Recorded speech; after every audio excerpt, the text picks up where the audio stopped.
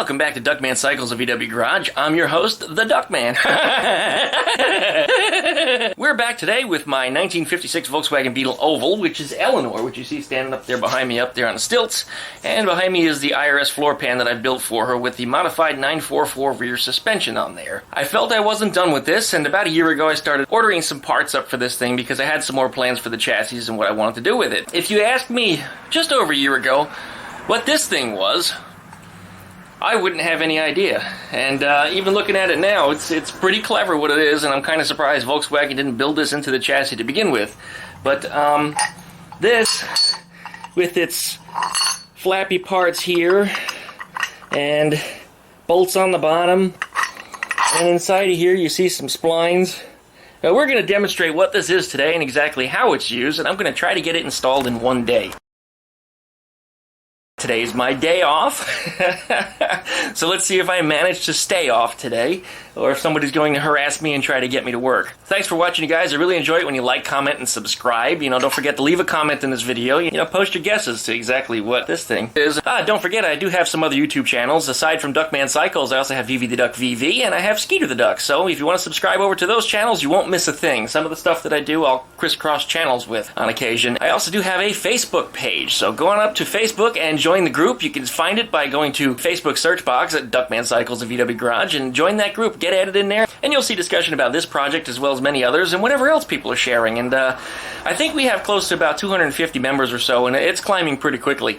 So there's always some activity going on in there, and we're always discussing something. So I'm glad to have you guys over there. So thanks very much for watching, and stay tuned about this thing. And hey, if you guys want to email me, there goes my friggin' phone. I don't think so. No, day off today. But if you guys want to email me, duckmancycles@duckshit.net. Now, I don't publish that anywhere else. I only mention it in the videos. So if you'd like to email me, duckmancycles@duckshit.net. Thanks for watching, you guys. I really appreciate it. Stay tuned. Here comes the intro. Bow.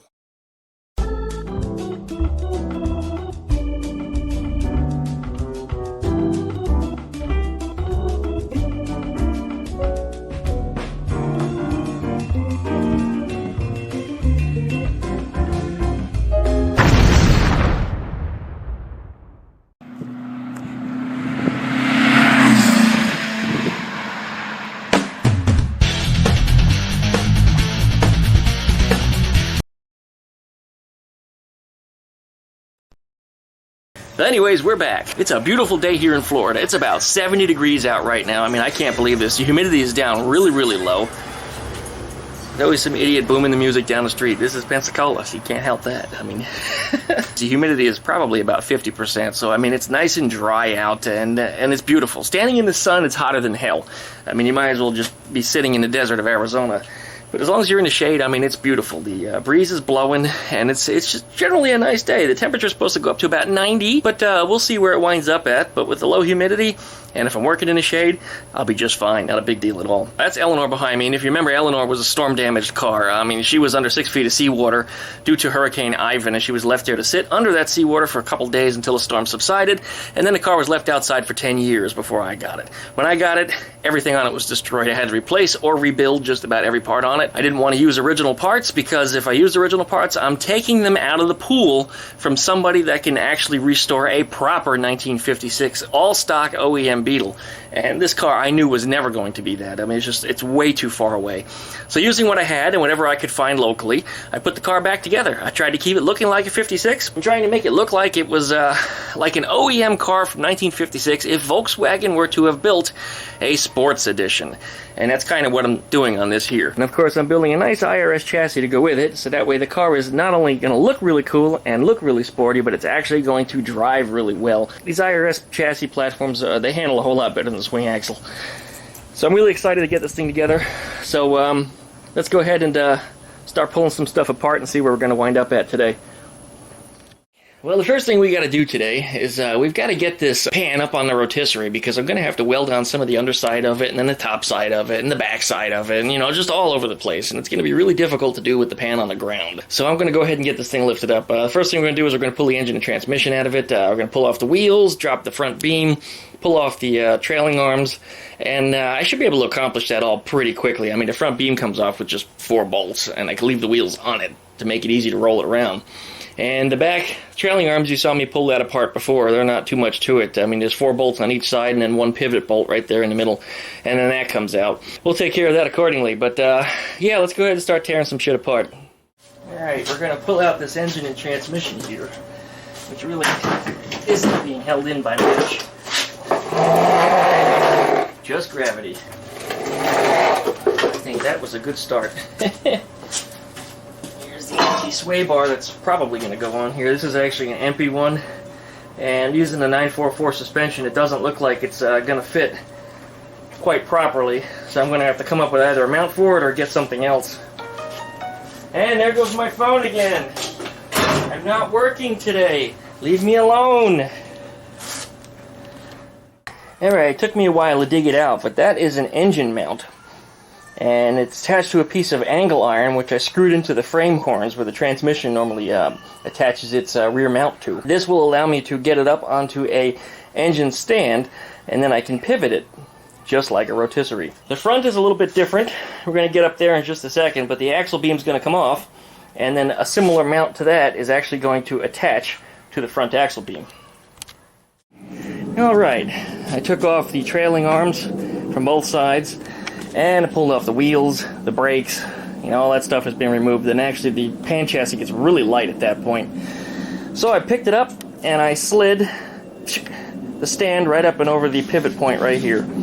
And now it's up in the air. Now we're going to go whack the front end and pull the 4 19mm bolts that are out of there, and actually you see the nuts coming through. That's non-standard. The previous owner actually stripped them out, so that was the way it came to me. I may down the road weld those nuts onto there, or I can just drill and tap them and make everything a bigger size. But I think I'm perfectly content with the way you see it, so that's probably the way it's going to stay. Well, there it is. Floor pan up on the rotisserie. And it's real simple how this works. Just if you want to turn it, you just do that. Doesn't get any easier than that. Now you can work on any angle of it easily without having to break your back, crawl around underneath it, or jack it up, or do any other nonsense. So this has worked out pretty good for me in doing several floor pans, including this one. And actually I had it on this one in an earlier video. But anyway, you get the gist of that. We're going to go ahead and start working. Now, I've never cut into a torsion bar before, but you know, I've also never chopped the top on a Beetle before. Well, I drew some lines according to the width of what this is here. I figured it's exactly 4 inches, so I'm making the cut just a little bit smaller than 4 inches and wiggle it into place. And then, of course, slapping in the torsion bars and assembling the spring plates should get the thing centered. At that point, I should be able to weld it in. But anyway, that's where I'm at right now. I had already started hacking into it. I got some new blades from a yellow branded company that a few people told me were better quality than the ones from the Chinese company that I was using. But we're going to see if they're actually any better or not. So far, it's cutting just fine, but I mean, I think I could have done just the same with the Chinese brand. But yeah, we're cut through on the top. I'm cut through about 1/4 of the way on this side. I've still got to cut this side. And then, of course, I have to cut the bottom of the pan, too, on the outside to make a box where this is going to drop into. Alright, gonna continue sawing away. Well, usually by now these blades have twisted up and just gotten totally mangled and they had no teeth left on them when I use those typical Chinese ones. And this blade, it's got a little bit of a kink in it because I accidentally plunged it in kind of crooked. But it hasn't bent or twisted on its own, and it still has almost all of its teeth. I think it lost like 1 or 2 of them right about here. And I am cut almost all the way through. Now, I don't know how thick this torsion tube is, but once we pop that off, we're going to see. But I know it's not no lightweight sheet metal like this stuff is. It cut through this like butter. And it's cutting through this pretty easily. But, I mean, it's thick. I mean, it's a really thick pipe by any other name. So anyway, I'm going to continue sawing away at this thing until we get this entire chunk out of here. I'm going to try to leave the transmission mount in place. If I can do this without mangling the mount, I think that'll be a good thing. Because that's going to stay square with the rest of the transmission. And if I take it out, I think I'd probably fudge it up a little bit. It probably won't matter a whole lot, but when it comes back here, when your engine is in, if your transmission's crooked, your engine's going to be all kinds of wonky in the engine compartment. So I don't want to have that happen. So I'm going to try to leave this alone if I can. And if I can't, well, then we're just going to have to cut it out. I think we can leave it alone because it just kind of bridges the area that's being removed. This is not one of the King Kong style torsion adjusters that they try try to sell you online for the dune buggies or Baja Beetles that might get built. This is not as reinforced as the dune buggy ones are, and the reason why I didn't get one of the heavier duty ones is because, well, it's about 4 times the price, and it's meant for serious abuse, like, you know, you're jumping things. This car is going to be a lowrider, you know, I mean, or, you know, a little race car. It's not jumping anything except for maybe the occasional pothole. This torsion tube is known for braking in the stock configuration when they take these things off-road. I've never heard of anybody breaking one on the street, though, but I guess it's possible, I guess, if you hit a big enough rut. Yeah, I think we're okay. Everything's looking pretty good on here. I see a couple of spots on the shock towers that I need to touch up welding underneath that I couldn't see that well. So we're going to jump on that next after we get all this welded back together. Alright, I'm going to keep on cutting and we'll see how this turns out. But I think I'm pretty good. I got everything in here ready to fall out if I get this thing cut square. That should be what happens. Well, it's kind of a weird cut angle. I'm trying to get down in this way between the transmission mount and the torsion tube. And it kind of gets... friggin' phone again going off. Yeah, I'm ignoring all the work stuff today. It's gone off probably about 6, 7, 8, maybe even 9 to 10 times, and I'm just ignoring the hell out of it. I'm trying to stay on this here, but... And as you see from the blade, I'm trying to get in through here, and it hit the transmission mount, and it jammed up, and the blade formed a little bit of a zigzag, and it broke off right up here at the top. So finally we've lost a blade. Oh boy, is that really wedged in there good. I'm gonna have to get a pair of pliers to pull it out. But yeah, finally broke a blade. And I'd say that comparing to the quality of the Chinese ones and the price that I paid for this, it's probably about equivalent. I'd go through probably about 5 or 6 blades, I think, cutting it with the Chinese stuff. And I've only been through one of these yellow ones, and I'm almost done. Big difference in quality. Did some more cutting over here, and I think I'm through as far as I'm going to get approaching it from this side of the chassis. I had to notch the transmission mount a little bit to get through that angle. Over here I didn't do that. Yeah, it was definitely a much tighter fit because of the way the transmission mount is in there. Okay, we're going to flip the pan over. Remember how easy that is.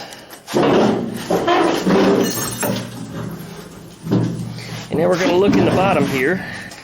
We're looking to see where my cuts are at. I see one here, and I see one there.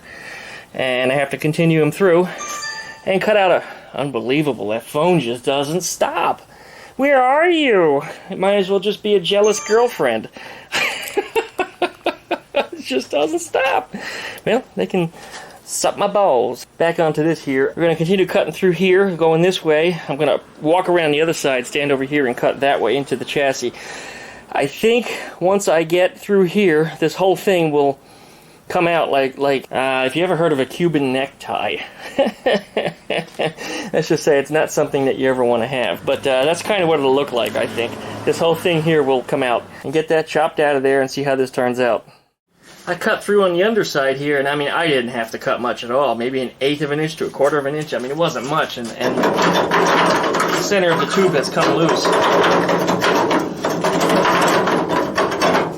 Something is still holding it in. I'm not quite sure what.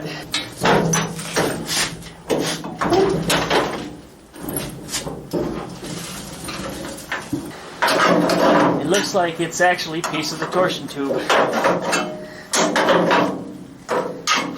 Let's see what's going on. There's the inner centermost piece here. And then there's actually the tube proper, which it sits in. And the tube has not been cut all the way through yet. That's the part with all the splines in it. So when you push your torsion bars in, that's what it goes into. Not much to it, just like most things Volkswagen. It's pretty simple stuff. The other piece here is it's still attached to the underside of the floor pan under here. So what I'll have to do is roll this back over again and cut a piece out of it, which is what I was expecting to do anyway, but I thought it was all going to come out as one piece.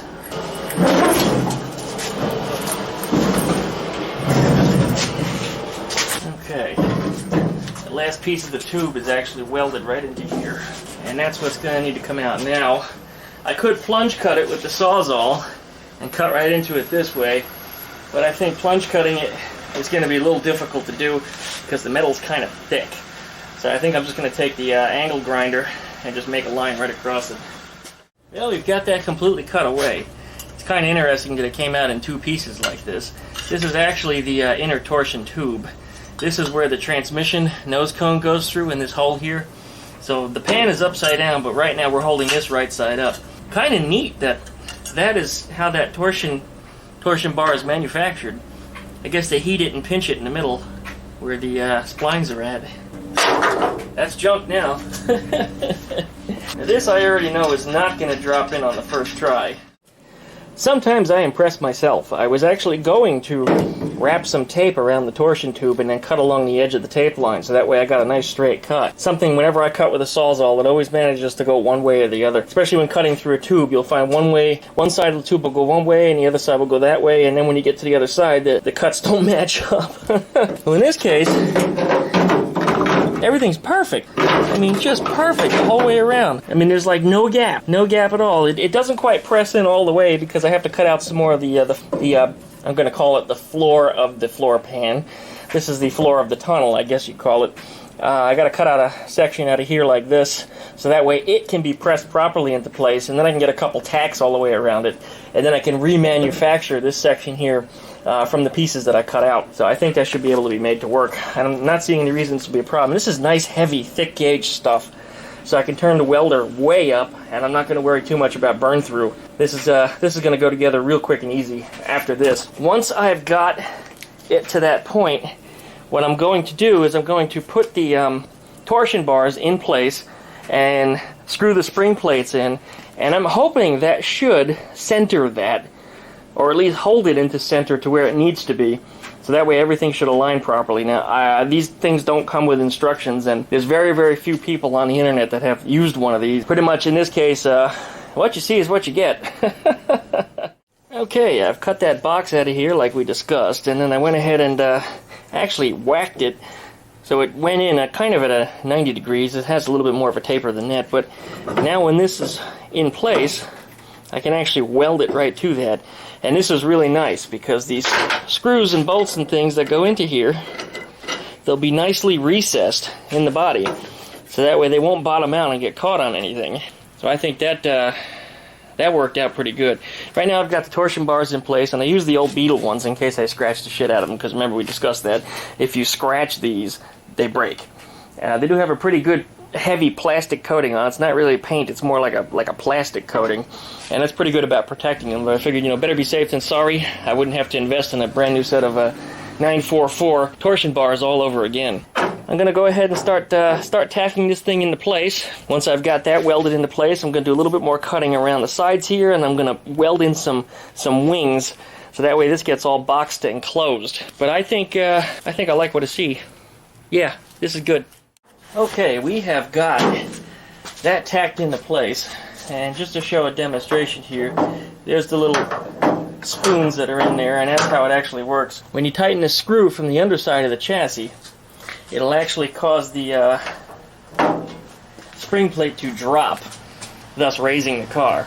So if I were to loosen the screws, the spring plates would return to the car and the car would lower. So there you go. Clever, clever, huh? I think that is pretty damn cool. I also see in here my shifter shaft, which I've never tried to get it out of there and look at it and see if it's any good for use. There it is. Probably a good idea to make sure that it clears all of this, and it looks like it's going to be fine. It's actually going to sit up right about here. And the nose cone of the transmission will come right over the top of this. In fact, that'll be the piece that I'll put back on there. So, yeah, we're fine. We are fine. Alright, back to welding. We're going to demonstrate how this works real quickly. You look down inside the center over here, and you can see the new torsion center that I put in here. And if I grab that spring plate and push it down, see how it came up? And then, of course, if I push it the other way, it came back the other way. Now, there's screws on the bottom that allow me to raise or lower these fingers here. The finger on the end of that spoon is actually attached to the torsion bar. So it allows me to keep my stock suspension, but allows me to alter the geometry of the ride height just by loosening or tightening the bolts that are on the underside of this chassis. Alright, I'm going to finish welding this together, and we'll have a look at it again.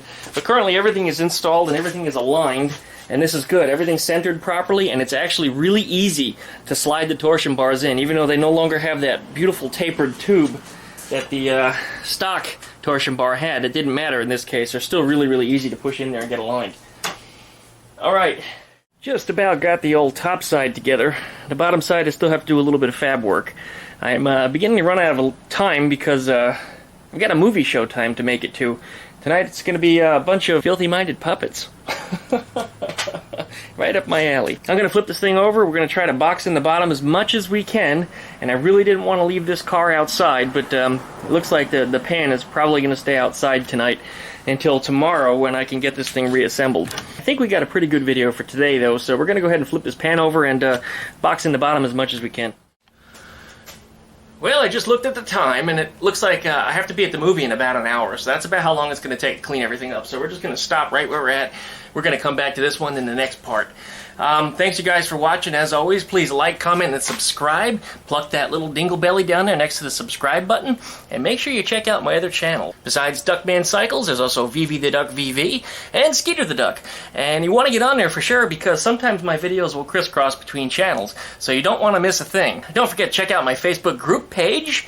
Head on up to Facebook, do a search for Duckman Cycles VW Garage. Join that group. There'll be a discussion on this project, as well as some of the others that I've got, and whatever else people decide to share themselves. There's 250-ish, going 260 people on there right now, and it climbs every day. There's always new people joining, and there's always a new subject of discussion. So please, I invite you to join. So thanks very much, you guys, for watching. I really appreciate it. Things are growing over here. Duckman Cycles just keeps getting bigger, and as it keeps getting bigger, I'm going to keep trying to make it better. So thanks, you guys, very much. I appreciate you watching. Till next time. And my boy Carlos said it was really hard to move an engine. And this is 2 engine stands and an entire floor pan. Kids today, I'll tell you what.